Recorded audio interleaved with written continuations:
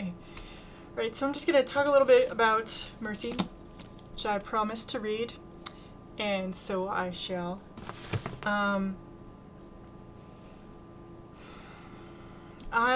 not going to read it in chronological order. I've started to go through it again, and all the things are coming back, like why I wanted to read it in the first place, and why I was like, oh, I'm not going to read that. So, what I'm going to do, just so you know kind of what I'm skipping, because it doesn't seem right to leave it out without talking about what it is she's a very graphic writer. And I can definitely see how someone that was her age, who was of her age, would find that necessary. Because our lives are, forbidden, unspeakable, grotesque little dirty things. According to the zeitgeist. But, and she wanted to break that. Like a good writer, she goes into the internal world and takes the forbidden things or the unspoken things to just, like, offer me some feedback, She's really good at it. I respect that, and I will skip so many things, not out of disrespect, but out of self-preservation. Because in this age, the age that I am, that kind of gratuity is not necessary or helpful. And so I'm going to, so this is a book about her internal world, her thoughts and feelings and the feedback of that, but it is also about sex. I mean, like every work of art. Sex is a part of everything. Absolutely everything is permeated by sex. And I respect that.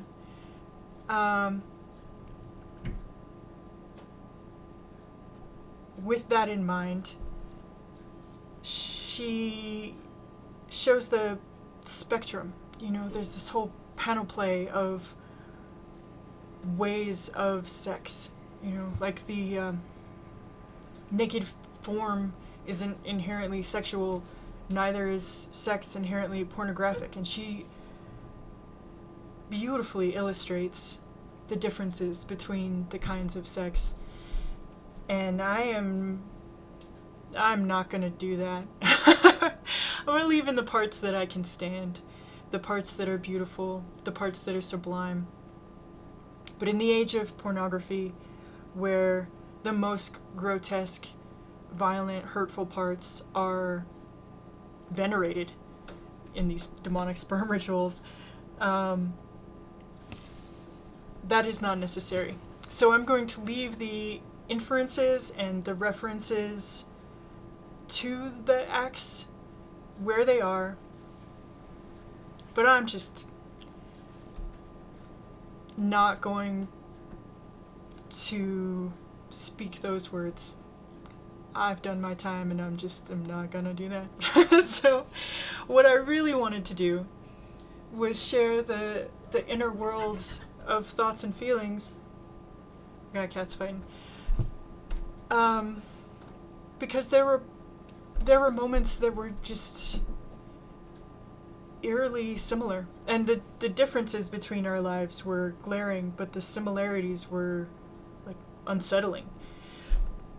And they moved me, and I thought, God, what person alive hasn't felt these things?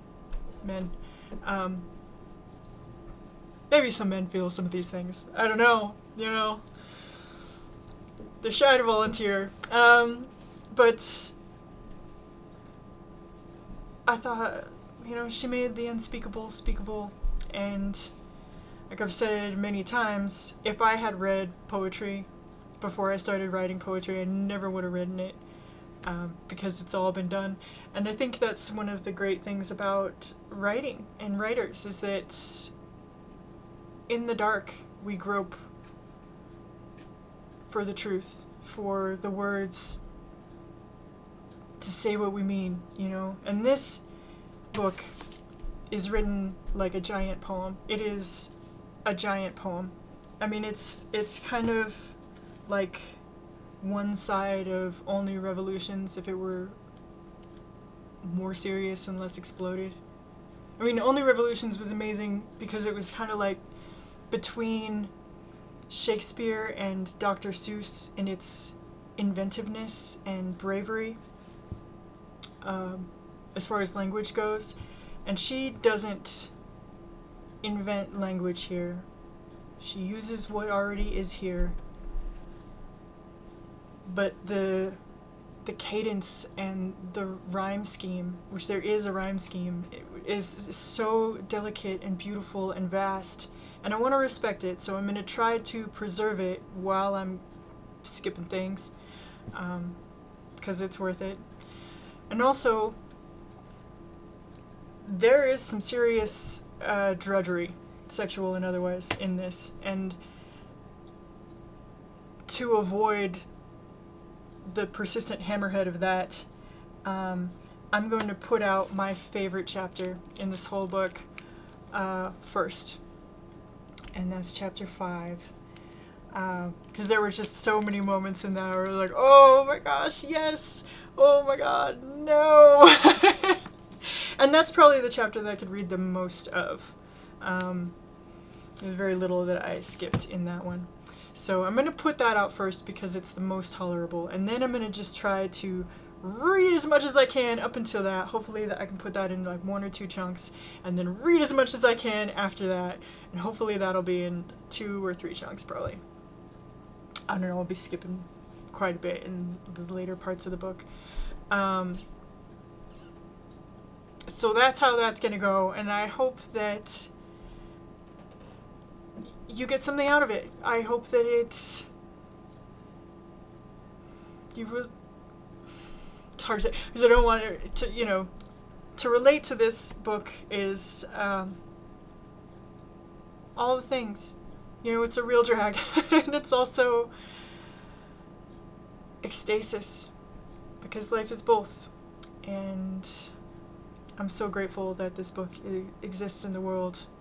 And even though, you know, hero worship is folly, and no one is always right and good and true all the time, and even though I disagree with some of the things that she has written and stood by, had written and stood by, and some of her ways of being are not my ways of being on purpose, she was a person that